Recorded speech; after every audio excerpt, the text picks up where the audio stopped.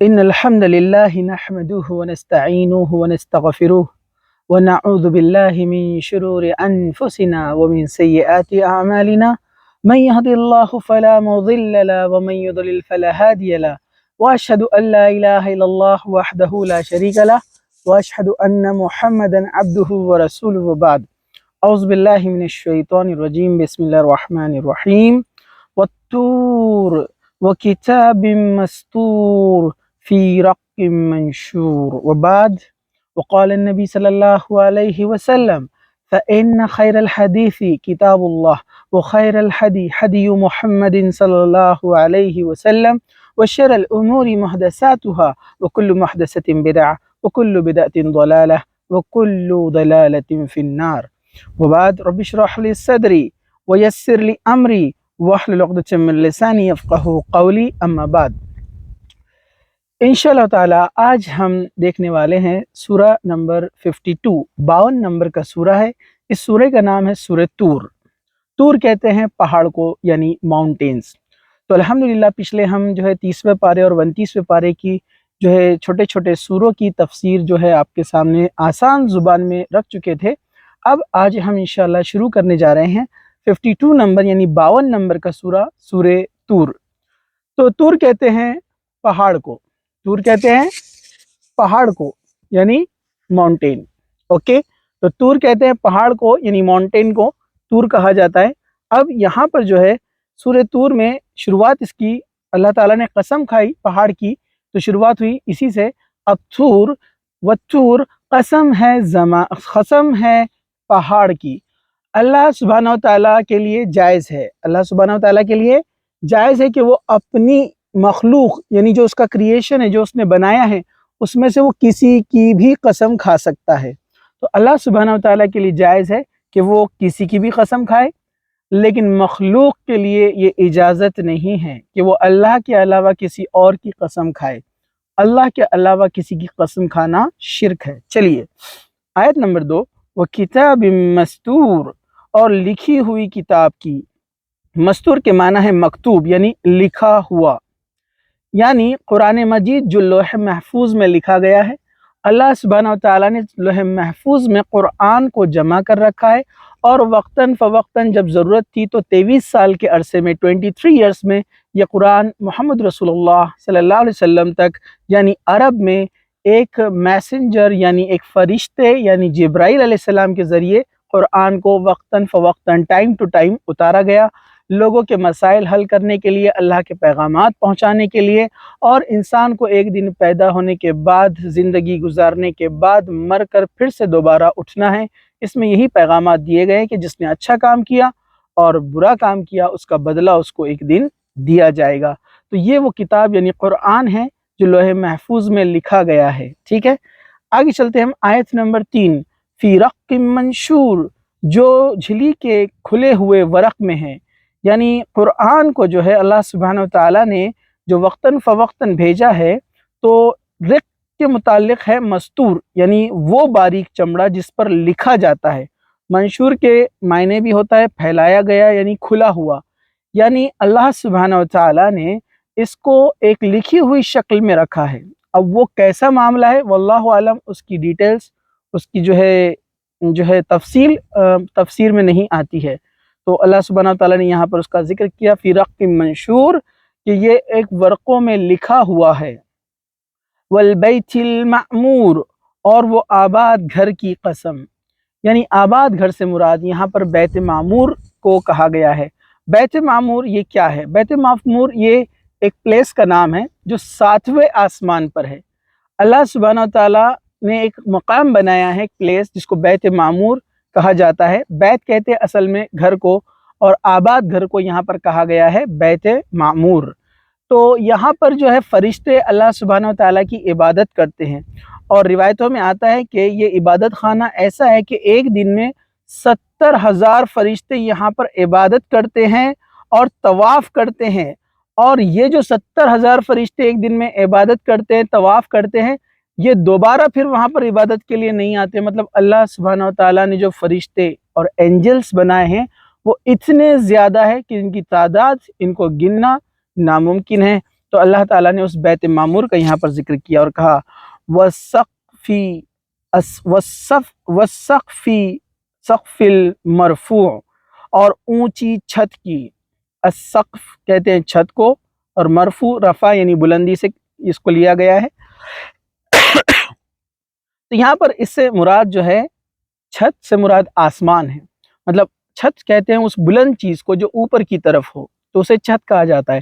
تو آسمان ایک بلند اور بالا ہے، بہت اونچا ہے، جس کی اونچائی اور چوڑائی کسی کو پتہ نہیں ہے. یہاں تک کہ سائنس ہمیں یہ بات کہتی ہے کہ اس یونیورس کا اینڈ کہاں ہے، ہم اس کو معلوم کرنے سے قاصر ہے. مطلب ہم یہ بتا نہیں سکتے کہ یہ یونیورس کا اینڈ کہاں پر ہوتا ہے. تو اللہ تعالیٰ نے اس اونچی چھت یعنی اس آسمان کی بھی قسم کھائی اور کہا والبحر المسجور، اور بھڑکائے ہوئے سمندر کی. امام شوکانی رحمۃ اللہ علیہ فرماتے ہیں اس سے مراد جو ہے سمندر کو جو آگ لگا دیا جائے گا، یہاں پر اس کا ذکر آ رہا ہے. جیسے اللہ سبحانہ وتعالیٰ نے قرآن میں ذکر کیا والبحار سجرت، جس کی تفسیر ہم پہلے دیکھ چکے ہیں. والبحار سجرت یعنی سمندر دہکائے جائیں گے، جلائے جائیں گے. بہت سارے لوگ سوچتے ہیں کہ سمندر کیسے دہکائے جائیں گے؟ قیامت کے وقت سمندروں میں آگ لگ جائیں گی اور یہ بھڑکیں گے. تو ہم سوچتے ہیں یہ کیسے ہوگا، جبکہ ہم جانتے ہیں کہ سائنس ہمیں کہتی ہے آکسیجن جلنے میں مدد کرتی ہے اور ہائیڈروجن جلتی ہے. اور جبکہ واٹر میں ہائیڈروجن اور آکسیجن دونوں ہوتے ہیں. اگر ان کو الگ کر دیا جائے، ان کا فیوژن ہو جائے، تو آکسیجن جلنے میں مدد کریں گی اور ہائیڈروجن جلیں گی. اس سے پتہ چلتا ہے کہ اگر اللہ سبحانہ وتعالیٰ چاہے تو اس پانی میں وہ آگ بھی لگا سکتا ہے. تو قیامت سے پہلے یہ معاملہ ہوگا کہ سمندر دہکائے جائیں گے. کچھ نے اس کا مراد یہ لیا ہے کہ سمندر جو ہے مسجور کا معنی جوش مارتا ہوا کہا گیا ہے.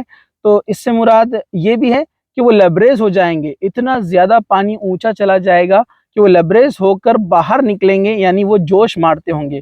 لیکن زیادہ صحیح تفسیر ابن کثیر اور امام شوکانی نے اس کے تعلق سے یہی کہا ہے کہ سمندروں میں جو آگ لگا دی جائیں گی اس سے مراد یہی ہے. چلیے آیت نمبر 7، ان عذاب ربک لواقع. اب اللہ سبحانہ وتعالیٰ انسان کو آگاہ کر رہا ہے، انسان کو الرٹ کر رہا ہے، اصلی بات کی طرف مخاطب، انسان کو رجحان، کنسنٹریشن اس طرف دوڑانے کے لیے اللہ سبحانہ وتعالیٰ نے کہا بے شک آپ کے رب کا عذاب ہو کر رہنے والا ہے. جو مشرکین مکہ تھے، محمد رسول اللہ صلی اللہ علیہ وسلم جب لوگوں کو اللہ تعالیٰ کے بارے میں بتاتے، قیامت کے آنے والی گھڑیوں کے تعلق سے آپ بیان کرتے، تو یہ لوگ مذاق اڑاتے یا بات کو ماننے سے انکار کرتے. تب اللہ سبحانہ وتعالیٰ نے قرآن مجید میں بہت سارے مقامات پر کہا کہ ایسا وقت تو ایک دن آنے والا ہے. تو وہی بات یہاں پر دہرائی گئی ہے، بے شک آپ کے رب کا عذاب تو آ کر ہی رہے گا. اور یہ عذاب یعنی یہ پنشمنٹ، یہ چسٹائسمنٹ ان لوگوں کے لیے ہے جو انکاری ہے، جنہوں نے اللہ کا انکار کیا، اللہ تعالیٰ کو اور اس کے رسول کو ماننے سے انکار کیا، ریجیکٹ کیا. تو یہ ان لوگوں کے لیے عذاب ہوگا، ورنہ مومنین کے لیے، ایمان لانے والوں کے لیے اللہ سبحانہ وتعالیٰ ان کو اس کا بہترین بدلہ عطا کرے گا. آیت نمبر 8 سورہ طور، ما لہ من دافع، اسے کوئی روکنے والا نہیں، کیونکہ اللہ سبحانہ وتعالیٰ وہ ہے جو پوری کائنات یعنی پورے یونیورس کا مالک ہے. اور جس دن وہ عذاب لے کر آئے گا تو اس کے مقابلے میں کوئی کھڑا نہیں رہ سکتا، کوئی اس عذاب کو روکنے والا نہیں رہے گا کہ اللہ تعالیٰ کی طاقت کے سامنے کھڑے ہو جائے. پھر آگے اللہ تعالیٰ نے آیت نمبر 9 میں فرمایا یوم تمور السماء مورا، جس دن آسمان تھر تھرانے لگے گا. مورا کہتے ہیں کانپنے کو. آسمان تھر تھرانے لگے گا، اس سے مراد کیا ہے؟ تو یہاں مفسرین نے لکھا ہے کہ جب آسمان میں تارے ٹوٹ کر گریں گے، جیسے اللہ سبحانہ وتعالیٰ نے بہت ساری جگہ پر اس کے تعلق سے فرمایا کہ النجم قدرت کے تارے جو ہے ٹوٹ کر بکھر جائیں گے، اور وہ شمسی، اور جو سورج ہے وہ بے نور ہو جائے گا، اور جو چاند ہے اس کو لے جا کر سورج میں مار دیا جائے گا.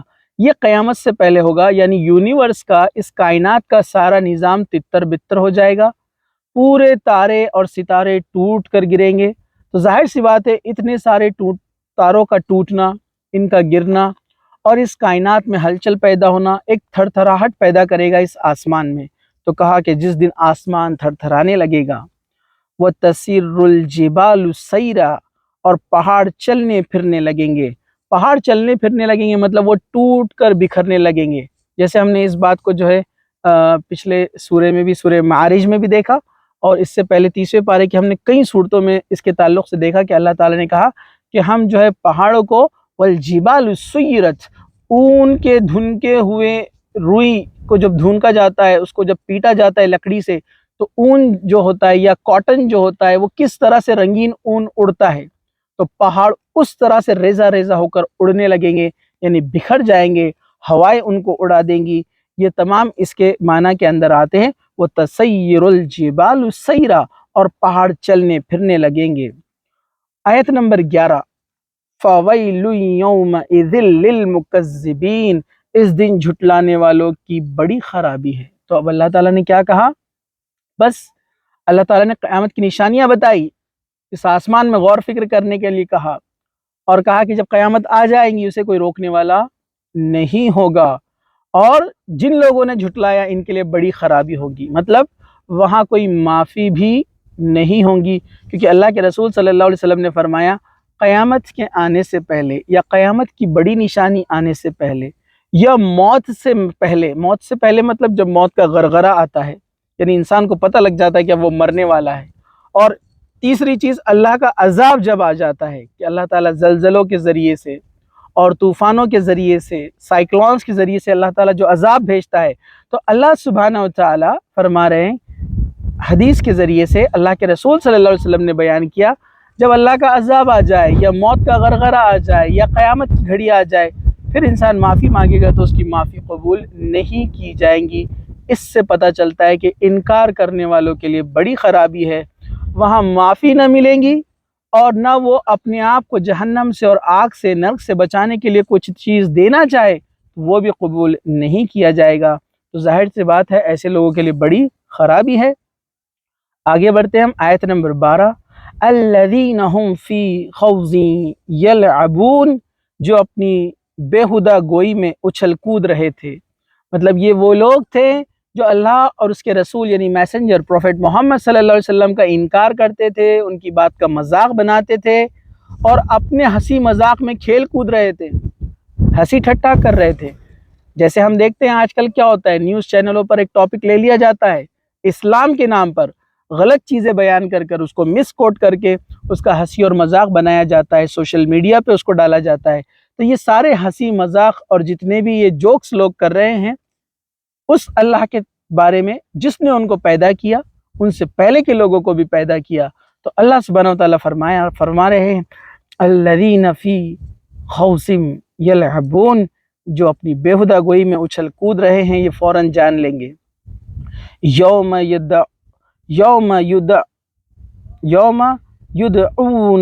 یدعون الی النار جہنم دعا، جس دن وہ دھکے دے کر آتش جہنم کی طرف لائے جائیں گے، مطلب اس دن ان کے اپنے ہنسی مذاق اور ہنسی ٹھٹے کا ان کو پتہ چلے گا، جس دن یہ لوگ دھکے دے دے کر جہنم یعنی نرک کے پاس لائے جائیں گے، فرشتے ان کو دھکے دے کر لائیں گے اور اس آگ میں ان کو ڈال دیں گے، اور کہا جائے گا ہذہ النار التی کنتم بہا تکذبون، یہی وہ آتش دوزخ ہے، یہی وہ آگ ہے جسے تم جھٹلایا کرتے تھے، جسے تم جھوٹ بات بتایا کرتے تھے۔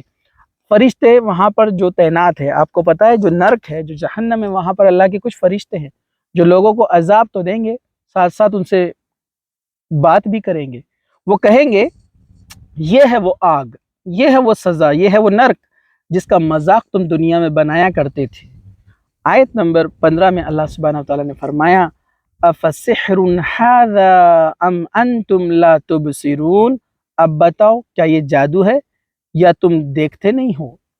کیونکہ نبی کریم صلی اللہ علیہ وسلم یعنی محمد صلی اللہ علیہ وسلم جب مشرکین مکہ کو، انسانوں کو، لوگوں کو اسلام کی دعوت دینے جاتے تو جو مکہ کے رہنے والے لوگ تھے وہ کیا کہتے تھے؟ جادوگر ہے۔ یہ جادوگر کیوں کہتے تھے؟ کیونکہ جو نوجوان تھے، جو ینگ جنریشن تھی، جب اللہ کے رسول صلی اللہ علیہ وسلم یعنی پروفیٹ محمد جب ان کو اللہ کے بارے میں، قیامت کے بارے میں، اسلام کے بارے میں بتاتے تو ینگسٹر ان سے کافی انسپائر ہوئے اور کافی لوگ مسلمان ہوئے، اسلام کے اندر داخل ہوئے، اسلام کو ایکسیپٹ کیا۔ تو جو दकियानी से लोग थे जो अपने कस्टम्स को छोड़ना नहीं चाहते थे, अपने पुराने जो जाहिलाना रस्मों को छोड़ना नहीं चाहते थे, तो वो लोग क्या कहने लगे कि ये जादूगर है, इसकी बात जो सुनता है इसका हो जाता है। इसलिए वो अल्लाह के रसूल को जादूगर कहा करते थे कि आपकी बातों का असर लोगों पे होता था। तो अल्लाह सुब्हानहू व तआला फरिश्तों के जरिए इनसे अब यहाँ कहलवा रहा है कि अब बताओ क्या ये जादू है। तो इसके और भी माना यहाँ पर जिस तरह कहे गए किए गए जिस तरह नबियों को तुम दुनिया में जादूगर कहते थे, मैसेंजर्स को, आज बताओ क्या ये भी कोई जादू है? क्या ये वही बात है जो ये मैसेंजर, ये नबी, ये प्रॉफिट तुमसे कहा करते थे? अब यहाँ पर इनको फिर से याद दिलाया जा रहा है, क्या ये भी जादू है? अब इसको ढूंढ कर बताओ या इसके बारे में कुछ कहकर बताओ। तो यहाँ पर उनसे वो बात कही जा रही है। आयत नंबर 16, इस्लौहा फस्बिरू औला तुस्बिरू सवाउन अलैकुम इन्नमा तुजज़ौना मा कुंतुम तअमलून। जाओ दोज़ख में, अब तुम्हारा सब्र करना और ना करना तुम्हारे लिए एक जैसा है, तुम्हें फ़क्त तुम्हारे किए का बदला दिया जाएगा। मतलब जो शख्स जहन्नम में डाल दिया गया, अब वो कितना ही सब्र कर ले, उसने जो अल्लाह का इनकार किया, शिर्क किया, रसूल की बात को नहीं माना, प्रॉफिट मोहम्मद का इनकार किया, अब वो नर्क में चला गया। अब अल्लाह ताला उससे कहेगा तुम कितना, अब तुम्हारा इंतज़ार करना या ना करना, वेट करना या ना करना बराबर है, क्योंकि तुमको यहाँ से अब कभी छुटकारा नहीं मिलने वाला है। और ये सिर्फ तुम्हें इसलिए दिया गया है, ये सज़ा, ये नर्क, ये आग तुमको क्यों दी गई है? जो तुम दुनिया में करके आए हो उसका बदला ये है। यहाँ पर कोई तुम पर जुल्म नहीं हो रहा है। दुनिया में तुमको तरीके से अलग अलग अंदाज में डिफरेंट वे में बता दिया गया था, तुमने एक्सेप्ट नहीं किया, आज उसका बदला ये दिया जा रहा है। इन्नल मुत्तकीन फी जन्नातिन व नईम, आयत नंबर 17, यकीनन परहेजगार लोग तो जन्नतों में और नेमतों में होंगे। और वो लोग जिन्होंने अल्लाह और उसके रसूल की बात मानी, परहेजगारी की मतलब गुनाहों से अपने आप को बचाया, नेकियों की तरफ आगे बढ़े, ऐसे लोगों के लिए जन्नत में उनको दाखिला दिया जाएगा। जन्नत वो चीज़ है जहाँ बागात हैं, नहरें बहती हैं दूध की, शहद की, और जो चीज़ वो मांगेंगे उनको वहाँ पर दी जाएंगी। लेकिन ये कब दी जाएगी? जब इंसान ने दुनिया में परहेजगारी को इख्तियार किया, यानी नेकियों पर अमल किया, अच्छे काम किए, और बुरे काम यानी गुनाहों से, बुरे कर्मों से अपने आप को बचाया, रसूल की बात मानी, मैसेंजर प्रॉफिट मोहम्मद सल्लल्लाहु अलैहि वसल्लम की बात मानी, यही वो लोग हैं जो जन्नत में दाखिल होंगे। आयत नंबर 18, फाकिहीना बिमा आताहुम रब्बुहुम व वक़ाहुम रब्बुहुम अज़ाबल जहीम, जो इन्हें इनके रब ने दे रखी है इस पर खुश हैं, इनके परवरदिगार ने इन्हें जहन्नुम के अजाब से बचा लिया। मतलब अल्लाह ताला ने इनको जन्नत में जो दाखिल किया है, ये इनके नेक आमाल का बदला है। जो नेक काम, अच्छे काम ये लोग करके आए थे, उसका बदला अल्लाह ताला ने इनको दे दिया। अब इसमें ये खुश रहेंगे। और अल्लाह ताला ने इनको आग के अजाब से, जहन्नम के अजाब से, उस नर्क के अजाब से बचा लिया। आयत नंबर 19 में अल्लाह ताला फरमाते हैं, कुलू वशरबू हनीयम बिमा कुंतुम तामलून, तो तुम मज़े से खाते पीते रहो आमाल के बदले जो तुम करते थे। अल्लाह ताला ने कहा दुनिया में तुमने जो तकलीफ़ उठाई, लोगों ने तुमको सताया है, लोगों ने तुम्हारे नेक आमाल करने पर तुमको परेशान भी किया है। तो ये अल्लाह सुब्हानहू व तआला यहाँ पर इशारा कह रहा है, जिस जो दूसरी आयतों में इसका जिक्र आता है। मतलब दुनिया में जो तुम नेक काम करके आए हो, अच्छे काम करके आए हो, बुरी चीज़ों से अपने आप को रोके रखा था, आज इन सब का बदला दिया जा रहा है। तो कहा कि खाओ पियो, इस वजह से कि तुमने जो अच्छे अमल किए थे उसका बदला, उसका इनाम, उसका ये रिवॉर्ड है। आयत नंबर 20 में अल्लाह सुब्हानहू व तआला फरमाते हैं, मुत्तकीईन अला सुरूरिम मस्फूफा वज़व्वजनाहुम बिहूरिन ऐन वज़व्वजनाहुम बिहूरिन ऐन, बराबर बिछे हुए शानदार तख्तों पर तकिए लगाए हुए, और हमने इनके निकाह बड़ी बड़ी आंखों वाली हूरों से करा दिए। एक और इनाम का यहाँ पर जिक्र किया जा रहा है कि जन्नत में किसी को काम काज नहीं करना है, मेहनत नहीं करना है, आराम करना है। बड़े बड़े तकियों पर वो टेक लगा कर बैठेंगे, वहाँ सिर्फ आराम ही आराम होगा, कोई मेहनत और मशक्क़त का काम नहीं होगा। और ان کے لیے حوریں دی جائیں گی، ان کے لیے بیویاں دی جائیں گی جو پاک اور صاف بیویاں اور عورتیں ہوں گی۔ یہ انعام ہے ان لوگوں کے لیے جو دنیا میں نیک عمل کر کے آئے۔ والذین آمنوا واتبعتم ذریاتهم بإیمان الحقنا بهم ذریتهم وما آلتناهم من عملهم من شيء كل امرئ بما كسبت رهین۔ اور جو لوگ ایمان لائے اور ان کی اولاد نے بھی ایمان لے آئی اور ان کی پیروی کی، ہم ان کی اولاد کو ان تک پہنچا دیں گے اور ان کے عمل سے ہم کچھ کم نہ کریں گے۔ ہر شخص اپنے اپنے عمل کا گروی ہے۔ تو اللہ سبحانہ و تعالیٰ نے ایک بہترین بات یہاں پر آیت نمبر 21 میں فرمائی ہے کہ جو لوگ ایمان لائے، اللہ اور اس کے رسول کی بات مانی، اور ان کی اولاد، ان کے بچے بھی اس پر پیروی کی، اس کو فالو کیا صحیح بات کو، وہ بھی ایمان لائے اللہ اور اس کے رسول پر، ہم ان کو ان تک پہنچا دیں گے۔ اس سے مراد یہ کہ جنت میں ہمارے جو رشتہ دار دنیا میں ہمارے ساتھ رہتے تھے اور وہ بھی ایمان لائے اور انہوں نے بھی نیک کام کیے، تو جنت میں وہ ہمارے قریب قریب رہیں گے۔ جیسے ماں باپ ہیں اور وہ نیک تھے تو جنت میں داخل ہوئے، اور ان کے بچے بھی نیک تھے، اچھے کرم کیے، وہ بھی ان کے ساتھ جنت میں ساتھ رہیں گے، ان کے محل آس پاس نزدیک ایک دوسرے کے قریب ہوں گے۔ تو اللہ کہہ رہا ہے کہ ہم ان سے ان کو ملا دیں گے۔ ہر شخص اپنے کیے کا گروی ہے، مطلب ایسا نہیں ہوگا کہ ماں باپ نیک ہے تو ان کے بچے چاہے غلط ہو تو ان کو بھی جنت میں ڈال دیا جائے گا، ایسا نہیں ہوگا۔ ماں باپ کا حساب ان کے ساتھ، بچوں کا حساب ان کے ساتھ، ہر بھائی کا حساب الگ، بیوی بچوں کا حساب الگ، کوئی کسی کے کام نہیں آئے گا۔ ہر ایک کا انڈیویجولی حساب ہوگا، ہر ایک کا اکاؤنٹ سیپریٹ ہوگا۔ جو نیک اور اچھے کام کرے گا وہ جنت میں داخل ہوگا، جو برے کرم کرے گا، اللہ اور اس کے رسول کا انکار کرے گا، وہ نرک میں یعنی جہنم میں جائے گا۔ آیت نمبر 22، وَأَمْدَدْنَاهُمْ بِفَاكِهَةٍ وَلَحْمٍ مِّمَّا يَشْتَهُونَ۔ ہم نے ان کے لیے میوے مرغوب گوشت کے ریل پیل کر دیے ہیں، مطلب ان کے لیے خوب میوے ہیں، ڈرائی فروٹس اور قسم قسم کے کھانے، گوشت اور تمام چیزیں جو چاہیں گے وہ ان کو دیا جائے گا۔ یہ جنت کا انعام اللہ سبحانہ وتعالیٰ یہاں پر بیان کر رہے ہیں۔ مطلب ایک انسان جنت میں جو داخل ہو گیا، وہ جس چیز کو کھانا چاہے گا اس چیز کو اس کے سامنے لا کر پیش کر دیا جائے گا، اور جو امیجن اس نے نہیں کیا وہ قسم کے کھانے اور ایسے مزے اور ایسے ٹیسٹ اس کو ملیں گے جو اس نے کبھی نہ دیکھے، نہ سنے، نہ محسوس کیے۔ آیت نمبر 23، اللہ سبحانہ وتعالیٰ فرما رہے ہیں يَتَنَازَعُونَ فِيهَا كَأْسًا لَا لَغْوٌ فِيهَا وَلَا تَأْثِيمٌ۔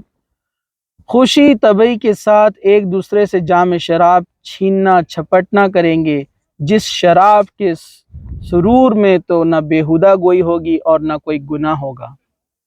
یہاں پر بات کی جا رہی ہے وہاں پر جنتیوں کی جو شراب وہ پئیں گے، اور وہ ایک دوسرے سے کیا کریں گے، ہنسی مذاق اور ایک دوسرے کے ساتھ انجوائے کریں گے، اس شراب کو پئیں گے۔ وہاں پر دنیا میں شراب پینا حرام ہے جو ہم دیکھتے ہیں، کیونکہ یہ شراب میں بدبو ہے اور گناہ ہے، نشہ ہے، انسان کو برائی کی طرف لے جاتی ہے۔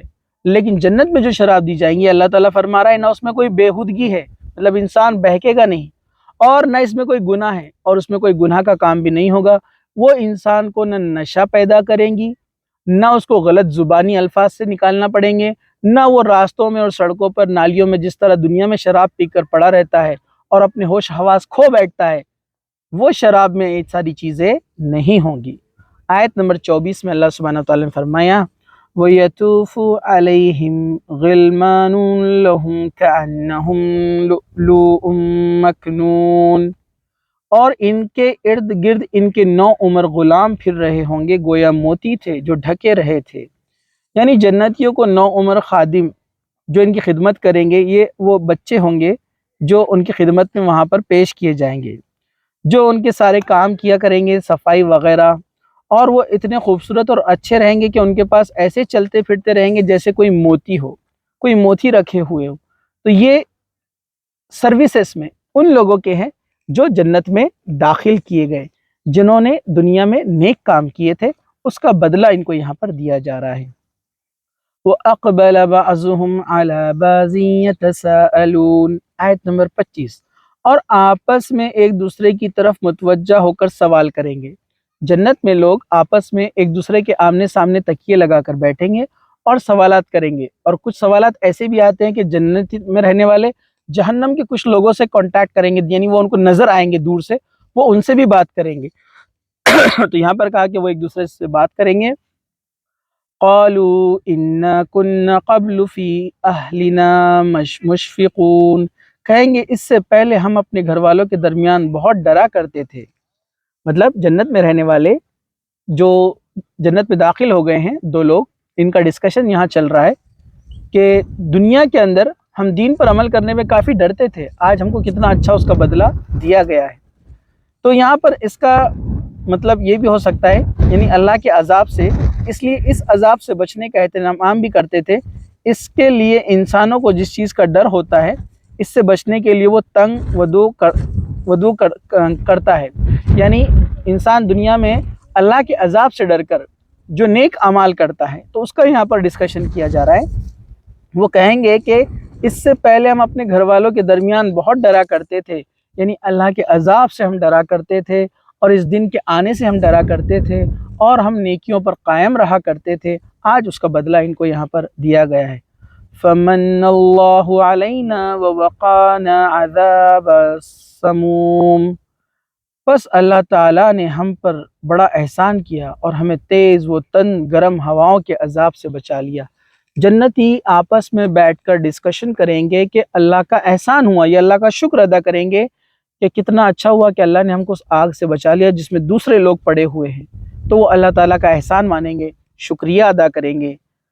آیت نمبر 28، اِنَّا كُنَّا مِن قَبْلُ نَدْعُوهُ إِنَّهُ هُوَ الْبَرُّ الرَّحِيمُ، ہم اس سے پہلے اس کی عبادت کیا کرتے تھے، بے شک وہ محسن اور مہربان ہے۔ مطلب آج ان کو یہ کہا جا رہا ہے کہ ان کو جو بدلہ یہاں پر دیا گیا ہے دنیا کے اندر، دنیا کا بدلہ جو ان کو آج جنت کے اندر دیا جا رہا ہے، تو ہم یہ جو بدلہ ان کو دیا گیا ہے، تو اس سے پہلے ہم جو عبادت کیا کرتے تھے، ایک اللہ کی عبادت، اس کے رسول کی بات مانا کرتے تھے، آج اس کا بدلہ ہم کو دیا جا رہا ہے۔ آیت نمبر 29، فَذَكِّرْ فَمَا أَنْتَ بِنِعْمَةِ رَبِّكَ بِكَاهِنٍ وَلَا مَجْنُونٍ، تو آپ سمجھاتے رہیے کیونکہ آپ اپنے رب کے فضل سے نہ تو کاہن ہیں نہ دیوانے ہیں۔ اب یہاں پر اللہ کے رسول صلی اللہ علیہ وسلم کو یہ بات بتائی گئی کہ جنتیوں کے بارے میں کیا ہوگا، جہنمیوں کے بارے میں کیا ہوگا۔ اب یہ بات کہی جا رہی ہے اللہ کے رسول صلی اللہ علیہ وسلم کو کہ آپ لوگوں کو دعوت دیتے رہیے، اسلام کے بارے میں لوگوں کو بتاتے رہیے۔ اب چاہے یہ آپ کو کاہن، جادوگر کہے، کاہن کہتے ہیں فارچون ٹیلر جو آگے کی باتیں بتاتا ہے، تو یہ آپ کو کاہن کہے یا جادوگر کہے، آپ ان کو اپنی بات جو ہے سمجھاتے رہیے، ٹھیک ہے۔ اب ہم آگے بڑھتے ہیں، اوکے۔ آیت نمبر 30، ام یقولون شاعر نتربص به ریب المنون، کیا کافر یوں کہتے ہیں کہ یہ شاعر ہے، ہم اس پر زمانے کے حوادث یعنی موت کا انتظار کر رہے ہیں۔ یعنی یہ لوگ اللہ کے رسول کو شاعر بھی کہتے تھے کیونکہ قرآن ایک شاعری کے انداز میں، حالانکہ اللہ کے رسول صلی اللہ علیہ وسلم پڑھے لکھے نہیں تھے، پڑھنا لکھنا نہیں جانتے تھے، تو یہ جو مکہ کے لوگ تھے یہ آپ کو شاعر بھی کہتے تھے، اور کہتے تھے کہ ہم تو انتظار کرتے کہ نعوذ باللہ یہ اللہ کے رسول جلدی اس دنیا سے چلے جائے، کوئی واقعہ ہو جائے کہ وہ یہاں سے چلے جائے اور ہم کو ان سے چھٹکارا مل جائے۔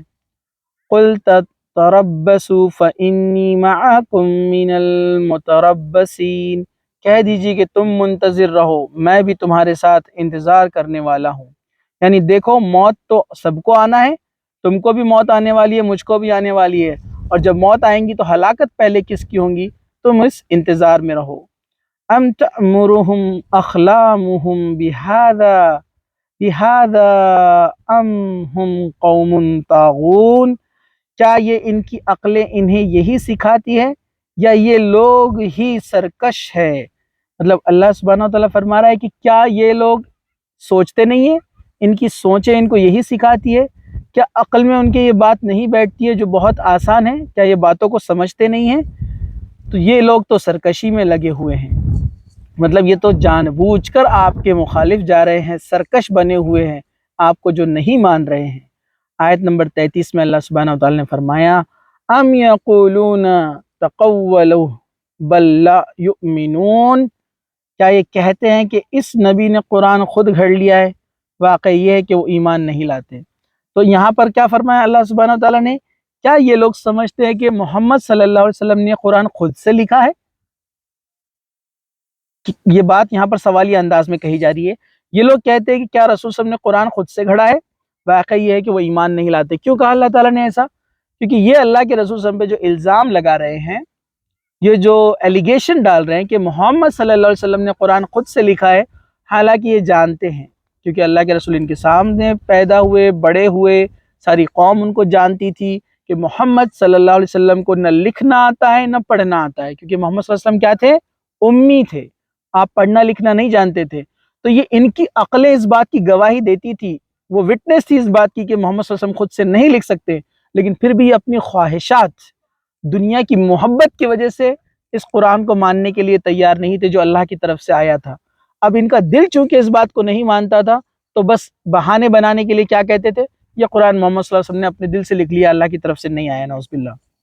آیت نمبر 34 فَلْيَأْتُوا بِحَدِيثٍ مِثْلِهِ إِن كَانُوا صَادِقِينَ، اچھا اگر یہ سچے ہیں تو بھلا اس جیسی ایک بات ہی تو لے آئے۔ اللہ تعالیٰ نے کہا کہ ٹھیک ہے، یہ لوگ جو کہتے ہیں کہ قرآن محمد صلی اللہ علیہ وسلم نے یعنی کسی انسان نے لکھا ہے، تو تم بھی اس جیسی کوئی کتاب لے کر آؤ، کیونکہ انسان جب کوئی کتاب لکھتا ہے، تو ظاہر سی بات ہے کہ دوسرا انسان بھی ویسی کتاب لکھ سکتا ہے۔ لیکن قرآن نے بہت ساری جگہ پر چیلنج کیا، جس میں سے یہ بھی آیت نمبر 35 میں بھی ایک چیلنج ہے کہ اس کی جیسی ایک کتاب لے کر آؤ جس میں کوئی کانٹرڈکشن نہ ہو، جس میں کوئی بری بات نہ ہو، جس میں کوئی غلط بات نہ ہو۔ تو اللہ نے ایک چیلنج دے دیا کہ اگر تم بولتے ہو کہ یہ اللہ کی طرف سے نہیں ہے تو اس کی جیسی ایک کتاب لے کر آؤ۔ الحمدللہ 1450 سال گزر چکے ہیں، 1443 سال، لیکن آج تک قرآن کی جیسی کوئی کتاب نہیں لا پایا۔ کئی لوگوں نے کوششیں کی، لیکن وہ فوراً پہچان لی گئی کہ اس میں کئی غلطیاں اور ایررز ہے، یہ رب کی طرف سے نہیں ہو سکتی۔ آیت نمبر 35 میں اللہ سبحانہ وتعالی نے فرمایا ام خلقوا من غیر شیء ام هم الخالقون، کیا یہ بغیر کسی پیدا کرنے والے کے خود بخود پیدا ہو گئے ہیں یا خود پیدا کرنے والے ہیں؟ اللہ سبحانہ وتعالی فرما رہا ہے کہ جو لوگ اللہ کا انکار کرتے ہیں، جو نہیں مانتے قیامت کے دن کو، جو سمجھتے ہیں کہ مرنے کے بعد پھر سے نہیں اٹھنا ہے، تو ذرا یہ سوچے کہ ان کو کیسے پیدا کیا اللہ نے؟ خود ہی پیدا ہو گئی ہے۔ اللہ تعالیٰ نے ایک قطرے سے، ایک ڈراپ سے ان کو پیدا کیا، کیا یہ غور نہیں کرتے؟ تو اللہ تعالیٰ فرما رہا ہے سوچے، انسان سوچے، غور کرے کہ ہم نے ان کو پیدا کیا، یہ خود ہی پیدا ہو گئے، مطلب کسی بنانے والے کے بغیر کوئی نہیں بنتا ہے۔ دنیا میں ایک چھوٹی سی گھڑی ہے جو ہم یہاں اپنے ہاتھ میں پہنتے ہیں، یہ اپنے وقت پر برابر چل رہی ہے، تو اسے کوئی بنانے والا ہے۔ تو یہ دنیا بھی جو ہے اتنی وقت پر چل رہی ہے، سورج نکلتا ہے، ڈوبتا ہے، چاند آتا ہے، جاتا ہے، اور پھر دن اور ہفتے، مہینے اور سال گزرتے ہیں، ہر چیز کا ایک طے شدہ وقت ہے، فکس ٹائم ہے۔ تو یہ سب چیزیں جو سسٹمیٹک چل رہی ہے بغیر کسی بنانے والے کے کیسے بن گئی؟ تو اللہ تعالیٰ بھی ان سے یہی سوال کر رہا ہے کہ یہ خود پیدا ہو گئے؟ سوچتے نہیں ہیں کہ یہ خود پیدا کرنے والے ہیں، یا انہوں نے کچھ بنایا دنیا کے اندر؟ جیسے ایک جگہ قرآن نے اللہ تعالیٰ نے کہا کہ یہ اگر کوئی چیز کو، یہ لوگ جو اللہ کے علاوہ جن کی عبادت کرتے ہیں، یہ ایک مچھر بھی پیدا نہیں کر سکتے، اور ہم جانتے ہیں کوئی انسان ایک جاندار چیز کو نہیں بنا سکتا بغیر کسی جاندار چیز کے، ہے نا؟ چلیے آگے بڑھتے ہیں۔ آیت نمبر 36 ام خلق السماوات والارض بل لا یوقنون، کیا انہوں نے ہی آسمان اور زمین کو پیدا کیا ہے بلکہ یہ تو یقین نہ کرنے والے لوگ ہیں۔ اللہ تعالیٰ فرما رہا ہے ٹھیک ہے، اب اپنے آپ کو چھوڑ دو، خود کو تو پیدا نہیں کیا تھا، یہ سوچو اب زمین آسمان کو دیکھو اتنا بڑا آسمان، اتنے تارے ستارے، اتنے سٹارز جن کو گنا نہیں جا سکتا، یہ کیسے پیدا ہو گئے؟ خود بخود بائی چانس یہ کیسے ہوا؟ اور ہم جانتے دنیا میں ہر چیز خود بخود ڈسٹرکشن کی طرف جاتی ہے، کنسٹرکشن کی طرف نہیں جاتی ہے۔ تھرموڈائنمک کا ایک لا ہے، تھرڈ لا، وہ بھی کہتا ہے کہ رینڈمنس، انٹروپی کا ایک جو کنسپٹ ہے، جو کیمسٹری جانتے ہیں ان کو پتا ہے کہ کوئی چیز بھی دنیا میں اگر چھوڑ دی جائے اس کائنات میں تو ڈسٹرکشن کی طرف جاتی ہے۔ ایک کار کو اگر آپ نے کھلے میدان میں کھڑا کر دیا، کچھ دنوں کے بعد کیا ہوگا؟ اس کا کلر اڑ جائے گا، ٹائر پنکچر ہو جائیں گے، کانچیں ٹوٹ جائیں گی، اور ڈسٹرکشن ہوتے جائے گا۔ تو دنیا میں کوئی بھی چیز کا ٹائم ٹو ٹائم ڈسٹرکشن ہوتا ہے، کنسٹرکشن نہیں ہوتا۔ تو اتنے سارے کائنات کا، اتنے بڑے کائنات کا اور لوگوں کا اور इस जो झाड़ पहाड़ और इंसानों को अल्लाह ताला ने जो बनाया, तो ये कंस्ट्रक्शन कैसे हुआ? तो बगैर किसी बनाने वाले की कोई चीज़ नहीं बनती है। आयत नंबर 37 में अल्लाह सुब्हानहू व तआला ने बयान किया, सूरे तूर आयत नंबर 37, अम इंदहुम खज़ाइनु रब्बिका अम हुमुल मुसैतिरून, या क्या इनके पास तेरे रब के ख़जाने हैं या इन ख़जानों के ये दारोगा है? मतलब क्या इनके पास कोई ख़जाने हैं जो अल्लाह ने दिए हैं, या इसके कोई ये दारोगा है, या अल्लाह ने इनको कोई ज़िम्मेदारी दी है? तो यहाँ पर अल्लाह ताला ने फिर उनको सवालात कर करके उनको इस बात की तरफ तवज्जो दिलाई कि देखो ये सब को कौन बनाने वाला है। आयत नंबर 38 में अल्लाह सुब्हानहू व तआला ने फरमाया, अम लहुम सुल्लमुन यस्तमीऊन फीही फलयअती मुस्तमीउहुम बिसुल्तानिम मुबीन, या क्या इनके पास कोई सीढ़ी है जिस पर चढ़कर सुनते हैं? अगर ऐसा है तो इनका सुनने वाला कोई रोशन दलील पेश करे। मतलब क्या इनके पास कोई सीढ़ी है जो आसमान तक ये पहुंच सकते हैं और तमाम बातों को सुन सकते हैं और बयान कर सकते हैं? यानी ये भी मोहम्मद सल्लल्लाहु अलैहि वसल्लम की तरह आसमानों पर जाकर मलाइका के बातें या इनके तरफ जो वही की जाती है वो सुन आए हैं, जैसे अल्लाह सुब्हानहू व तआला ने अल्लाह के रसूल सल्लल्लाहु अलैहि वसल्लम को कहाँ ले गया? शब मेराज का जो वाक़या है कि अल्लाह के रसूल सल्लल्लाहु अलैहि वसल्लम को अल्लाह सुब्हानहू व तआला ने आसमान की सैर कराई, वो फरिश्तों से मिले, अल्लाह ताला से मुलाकात की और उन्होंने जो है अल्लाह का पैगाम लोगों तक पहुँचाया। तो क्या इनके साथ भी कुछ ऐसा हुआ है? ज़रा इनसे पूछो। अल्लाह सुब्हानहू व तआला फरमा रहे हैं, क्या ऐसा हुआ है कभी? तो ऐसा तो नहीं हुआ, फिर ये किस बात पर अकड़ते हैं? हम आगे बढ़ते हैं। अम खुलिकु मिन गैरि शैइन अम हुमुल खालिकून, ये बात यहाँ पर बयान की गई थी, आयत नंबर 37 हो चुकी थी। आयत नंबर 39, अम लहुल बनातु वलकुमुल बनून, क्या ये अल्लाह क्या अल्लाह के तो सब लड़कियां हैं और तुम्हारे यहाँ लड़के? अल्लाह सुब्हानहू व तआला फरमा रहा है एक बात जो मुशरिकीन मक्का कहा करते थे। मुशरिकीन मक्का क्या कहा करते थे? कि जो फरिश्ते हैं वो अल्लाह की लड़कियां हैं। क्या कहा करते थे? फरिश्ते क्या हैं? अल्लाह की लड़कियां हैं, अल्लाह की बेटियां हैं। तो अल्लाह ताला ने एक सवाल किया, खुद के लिए तो बेटे पसंद करते हो और अल्लाह की लड़कियां ठहराते हो, क्या अल्लाह के तो सब लड़कियां हैं और तुम्हारे यहाँ लड़के? क्योंकि जो मुशरिकीन मक्का थे उनमें एक बुराई ये थी, ये लड़कियों को पैदा होते ही जिंदा दफन कर दिया करते थे। लड़कियों को अपने पास रखना ये मुनासिब नहीं समझते, मायूब समझते, और ये समझते थे कि इनके लिए ये शर्म की बात है कि किसी के घर लड़की पैदा हो। और इस्लाम वो मज़हब है जिसने इस रस्म को, इस जाहिलाना रस्म को रोका और कहा कि लड़के और लड़की अल्लाह के नज़दीक दोनों बराबर हैं, जो नेक अमल करेगा वो अल्लाह के उतना नज़दीक होता है। तो ये लोग क्या कहा करते थे? जो फरिश्ते हैं उनको कहते थे अल्लाह की लड़कियां हैं। तो नौज़ुबिल्लाह अल्लाह को औलाद बताते थे, जो कि शिर्क था, बहुत बड़ा गुनाह था। और दूसरा, अल्लाह ताला ने इस बात पर यह भी बात इनको कही कि एक तो तुम फरिश्तों को अल्लाह की लड़कियां बोलते हो, शिर्क करते हो, और ये भी बड़ी अजीब बात है, खुद के लिए तो लड़के पसंद करते हो और लड़कियों को दफन कर देते हो। मतलब मुशरिकीन मक्का में जो बुराइयां थी अल्लाह ताला उसको भी यहाँ पर जिक्र कर रहे हैं। आयत नंबर 40, अम तसअलुहुम अजरन फहुम मिन मगरमिम मुस्अलून, क्या तू इनसे कोई उजरत तलब करता है कि ये इसके तावान से बोझल हो रहे हैं? मतलब अल्लाह के रसूल सल्लल्लाहु अलैहि वसल्लम को एक बहुत अच्छी बात मुशरिकीन मक्का तक पहुंचाई अल्लाह के रसूल के ज़रिए। अल्लाह ताला ने अल्लाह के रसूल के ज़रिए एक बात मुशरिकीन मक्का तक ये बात पहुंचाई कि मोहम्मद सल्लल्लाहु अलैहि वसल्लम से तुमसे कुछ मांगते नहीं है, न दुनिया की कोई चीज़, यानी जो बात कह रहे हैं कि उसके बदले में उनको कुछ चाहिए, न वो अरब के बादशाह बनना चाहते हैं, न तुमसे कोई ख्वाहिश रखते हैं, न सोना चांदी मांग रहे हैं, वो तो तुम्हें जन्नत की तरफ ले जाने के लिए आए हैं, यानी जहन्नम से निकाल कर जन्नत की तरफ तुम्हें ले जाने आए हैं, और तुम्हारे अंदर जो बुराइयां हैं उससे तुमको रोक रहे हैं। तो मोहम्मद सल्लल्लाहु अलैहि वसल्लम से अल्लाह सुब्हानहू व तआला ने कहा, क्या तू इनसे कोई उजर तलब कर रहा है जिससे वो परेशान है? ऐसा तो नहीं है, मतलब ना तुम इनसे कुछ मांगते हो, फिर ये लोग बात को क्यों नहीं समझते? आयत नंबर 41 में अल्लाह सुब्हानहू व तआला ने कहा, अम इंदहुमुल गैबु फहुम यक्तुबून, क्या इनके पास इल्म गैब है جس سے یہ لکھ لیتے ہیں. مطلب اللہ سبحانہ وتعالیٰ نے پھر سوال کیا، کئی سوالات کیے اللہ سبحانہ وتعالیٰ نے یہاں پر. اب کہا کیا ان کے پاس علم غیب ہے؟ کیا یہ غیب کی باتوں کو جانتے جو ہم بیان کر رہے ہیں؟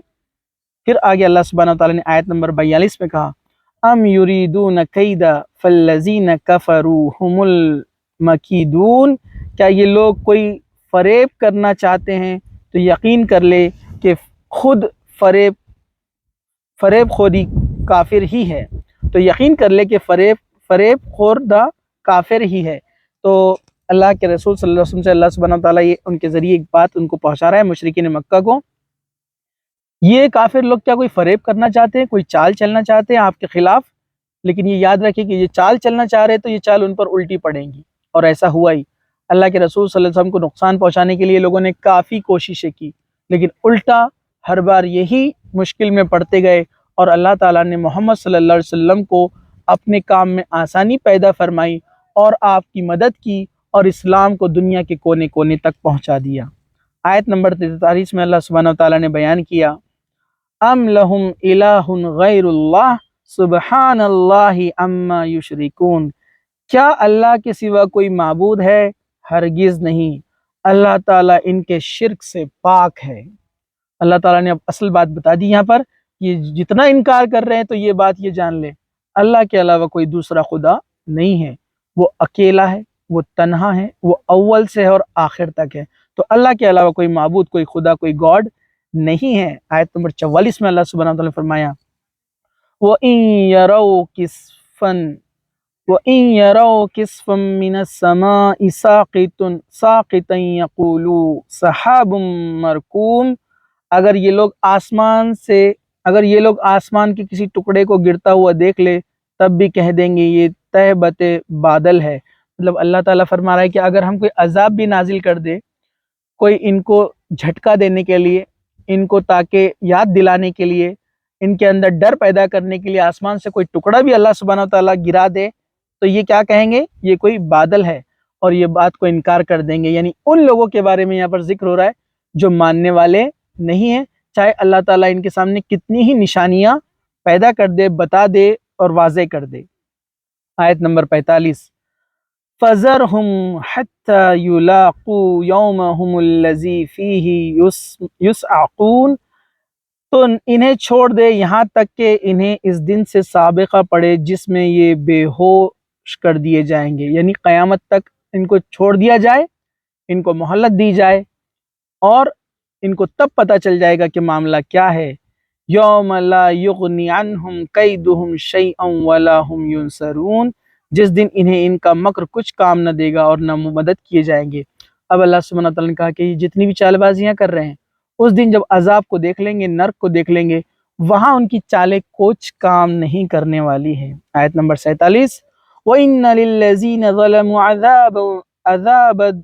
عَذَابًا دُونَ ذَلِكَ وَلَكِنْ أَكْثَرُهُمْ لَا يَعْلَمُونَ، بے شک ظالموں کے لیے اس کے علاوہ اور عذاب بھی ہے، لیکن ان لوگوں میں سے اکثر بے علم ہیں.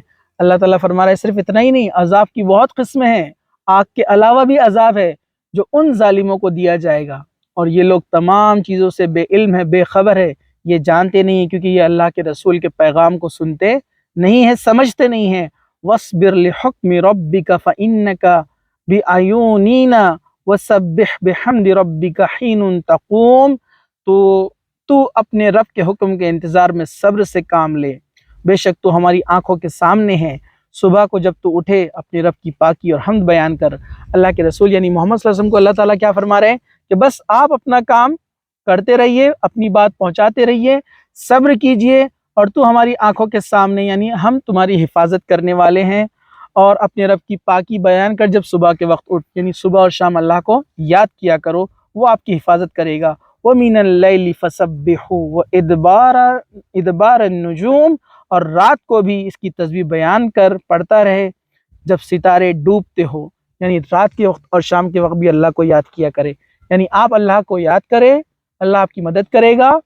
آپ اپنا کام کرتے رہیے اور صبر کرتے رہیے. ہدایت دینا اللہ کا کام ہے. اللہ سبحانہ و تعالی ہمیں یہ تمام چیزوں کو سمجھنے، عمل کرنے اور دوسروں تک پہنچانے والا بنائے.